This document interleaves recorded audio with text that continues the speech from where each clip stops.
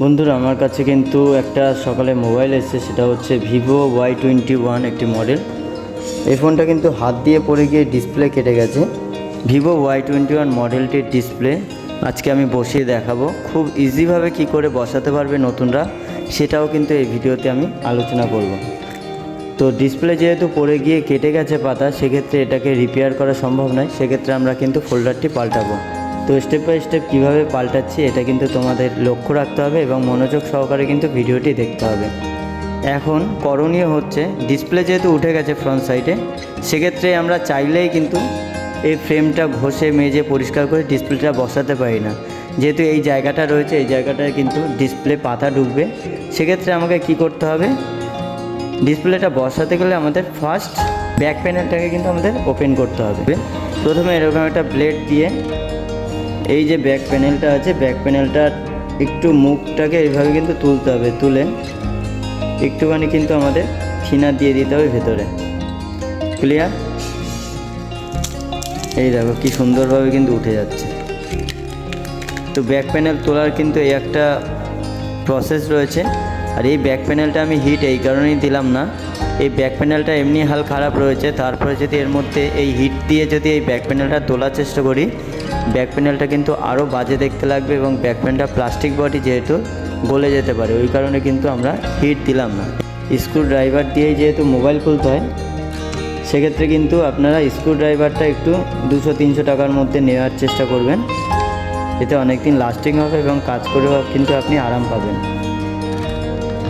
তো আমি স্ক্রুগুলোকে খুলে নিচ্ছি এক এক করে।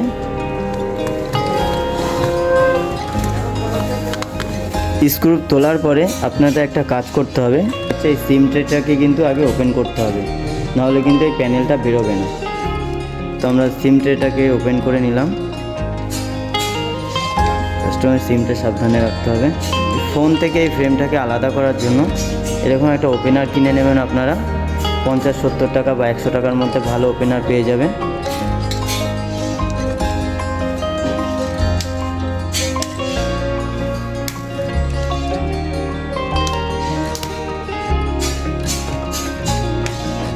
এই রিংটা যখন আলাদা করবেন তখন খেয়াল রাখবেন রিংয়ের সাথে কিন্তু একটা ফিঙ্গারপ্রিন্ট রয়েছে। এই ফিঙ্গারপ্রিন্টটা টান লেগে যেন কোনোভাবে কেটে না যায়, সেটা কিন্তু আপনাদের ধ্যান রাখতে হবে। আস্তে আস্তে করে আমি এটাকে খুলে নিলাম। খুলে নিয়ে কিন্তু এই যে ফিঙ্গারপ্রিন্ট পাতাটি রয়েছে, এই ফিঙ্গারপ্রিন্ট পাতাটিকে কিন্তু আস্তে করে খুলে তারপর কিন্তু আমরা রিংটা ফোন থেকে আলাদা করলাম। এবারে যা করতে হবে, ব্যাটারি কানেক্টারটাকে খুলে দিয়ে আপনাকে ব্যাটারিটাকে কিন্তু তুলে দিতে হবে। এই দেখুন, ব্যাটারির নিচ থেকে কিন্তু পাতাটা কেটে গেছিলো ফোনটা হাত থেকে পড়ে গিয়ে। তো এই কাটা ডিসপ্লে যে পাতাটা রয়েছে এটাকে আমরা ফেলে দিলাম, যেহেতু নতুন ডিসপ্লে লাগাবো। এবারে আপনার যেটা করণীয়, সেটা এই ফ্রেমটাকে সুন্দর করে পরিষ্কার করতে হবে। পুরনো আঠা যেন এই ফ্রেমের চারধারে না লাগানো থাকে। যদি লাগানো থাকে সেক্ষেত্রে কিন্তু নতুন যে ডিসপ্লেটা আপনি লাগাবেন সেই ডিসপ্লেটা কিন্তু ভালোভাবে বসবে না। এরকম একটা ব্লেড, ধারালো ব্লেড দিয়ে আপনারা সুন্দরভাবে আস্তে আস্তে করে হাতে যেন না লাগে এইভাবে আঠাগুলো তুলে নেবেন। এখন অনেক মোটর বেরিয়েছে এই আঠা পরিষ্কার করার জন্য। মোটর আপনারা কিনবেন না, এই কারণেই কিনবেন না, আমি নিজে একটা কিনেছি, সেরকম কোনো উপকার নেই। বেকার টাকা নষ্ট করবেন না, ওই মোটরে কিন্তু সেরকম কোনো কাজ নেই। যদি আপনার আঠা 2-4 দিন আগে লাগানো থাকে, সেই সব কাঁচা আঠাগুলো ওই মোটরে উঠবে, বাদবাকি আঠা কিন্তু একদমই উঠবে না। ঠিক আছে? আপনাকে কিন্তু এইভাবে হাত দিয়ে ঘষে ঘষেই কিন্তু এই আঠাগুলোকে তুলে নিতে হবে। মোটর কিনে বেকার ঠকবেন না, মোটরে কিন্তু এই পুরনো শক্ত জমাট বাঁধা আঠাগুলো কিন্তু ওঠে না। সেক্ষেত্রে আপনাকে হাতই ইউজ করতে হবে। হাতের মতো সুন্দর কোনো জিনিসই হয় না, এটা আপনারা সবাই জানেন। আর দেখবেন এরকম যেন ধুলো না কোনো ফ্রেমে জমে থাকে। ধুলো থাকলে কিন্তু সেই জায়গায় আঠাটা ভালোভাবে ধরবে না। আমার এই বক্সটার মধ্যে কিন্তু ভিভো ফোল্ডার রয়েছে। তো আশা করছি আমার ডিসপ্লেটা স্টোর করা রয়েছে, Y21 ডিসপ্লে। আপনারা এইভাবে স্টোর করে রাখবেন, যেহেতু হুটহাট কাস্টমার আসলে ওরা কিন্তু দাঁড়াতে চায় না, সেক্ষেত্রে কিন্তু আপনাকে স্টোর করতে হবে মাস্ট। এবার যদি সেরকম কাস্টমার হয় তাহলে কিন্তু আপনার দিকে তাকিয়ে আপনার কথা মতো সে ওয়েট করবে আপনার ডিসপ্লেটা অন্য দোকান থেকে এনে লাগাবার জন্য। ডিসপ্লেটা ভালো আছে অথবা খারাপ আছে এটা বোঝার জন্য আপনাকে সবার আগে এই ডিসপ্লেটা বাইরে থেকে আপনাকে কিন্তু চেক করে নিতে হবে। ডিসপ্লে যেহেতু 3 মাস করে ওয়ারেন্টি থাকে, পেস্টিং ওয়ারেন্টি নয়, জাস্ট ডিসপ্লেতে কোনো ধরনের প্রবলেম হলে 3 মাসের মধ্যে ওরা চেঞ্জ করে দেয়। সেক্ষেত্রে আঠা দিয়ে বসানোর পরে কিন্তু সেই ওয়ারেন্টিটা আপনারা পাবেন না। যদি আপনাদের কাছে বোর্ড থাকে, মার্কেট থেকে একটার জায়গায় 2-3 পিস করে একটা ডিসপ্লে তুলে নেবেন, বাইরে থেকে ডিসপ্লেটাকে একটু চেক করে নেবেন।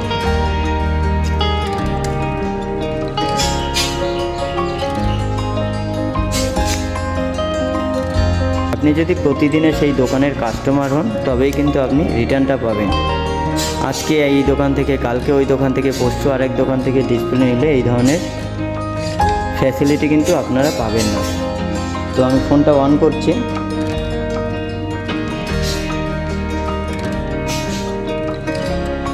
ব্যাটারিতে চার্জ নেই দেখাচ্ছে। ব্যাটারি ডাউন হয়ে গেলে কিন্তু আপনারা জানেন 3.7 নিচে যদি নামে বা 2.8 ফিট যদি ব্যাটারিতে চার্জ থাকে তাহলে কিন্তু এই চার্জারে চার্জ উঠবে না। সেক্ষেত্রে প্রত্যেকটা টেকনিশিয়ান ভাইদের বলছি এরকম একটা ব্যাটারি বুস্টার সার্কিট কিনে নেবেন আপনারা। আমরা কিন্তু ফোন থেকে ব্যাটারিটা খুলে যে পিনের সাথে ম্যাচ হয় এই আমাদের ব্যাটারি কানেক্টার পিনটা আমরা লাগিয়ে দিলাম। আর চার্জার লাগানোর সাথে সাথে কিন্তু এখানে ব্লু কালারের একটা লাইট দেখতে পাচ্ছেন, তার মানে আমাদের ব্যাটারিটা কিন্তু চার্জ হচ্ছে। তো এরকম আমরা 1 থেকে 1.5 ঘন্টা ছেড়ে দেবো। 3.7 ভোল্টেজ উঠলেই কিন্তু আমাদের মোবাইল চার্জারে চার্জ হওয়ার যে ভোল্টেজটা সেটা কিন্তু 3.7, এই ভোল্টেজটা উঠলে কিন্তু আমরা এই সার্কিট থেকে ব্যাটারিটা আলাদা করে আবার এই ফোনের মধ্যে ব্যাটারিটা কানেক্ট করে আমরা এই ডিসপ্লেটা আমরা লাগাবো।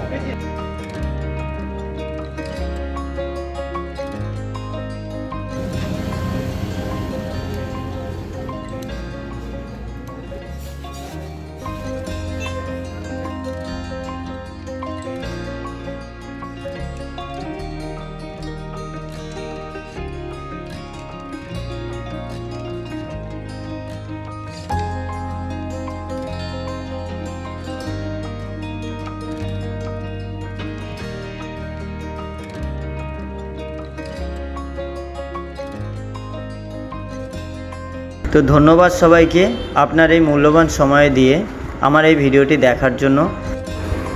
ধৈর্য সহকারে আমার এই ভিডিওটি দেখার জন্য আপনাদেরকে প্রত্যেককে মন দিয়ে অসংখ্য ধন্যবাদ। আপনারা এইভাবে সাপোর্ট করবেন। DPR My Phone 007 এই চ্যানেলটিকে সাবস্ক্রাইব করে পাশে থাকবেন। দেখা হচ্ছে খুব তাড়াতাড়ি নতুন একটি ভিডিওর সাথে।